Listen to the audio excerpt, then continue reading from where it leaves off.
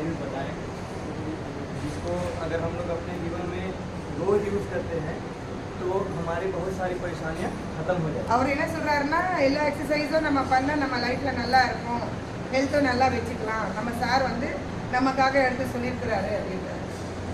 Daily half an hour अगर हम लोग इस योगा क्लासेस को अपने जीवन में रोज़ाना यूज़ करते हैं तो हमारी जो वर्क स्ट्रेस है, जो मेंटली है और जो बॉडी स्ट्रेस है, वो सारा का सारा हमें स्ट्रेस कम करना होगा, या हमारा हेल्थ जो है आगे फ्यूचर में भी प्रॉब्लम नहीं आएगा।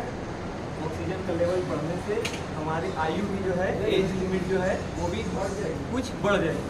அவர் என்ன சொல்றாருன்னா டெய்லி அரை மணி நேரம் நம்ம வந்து எக்ஸசைஸ் பண்ணோம்னா நம்ம ஹெல்த் நல்லா இருக்கலாம், நம்ம நல்லா வச்சுக்கலாம், ஸ்ட்ரெஸ் இல்லாமல் இருக்கலாம், ஹெல்த்தும் நமக்கு இம்ப்ரூவ் பண்ணிக்கலாம், நம்ம நல்லா வேலை செய்யலாம்.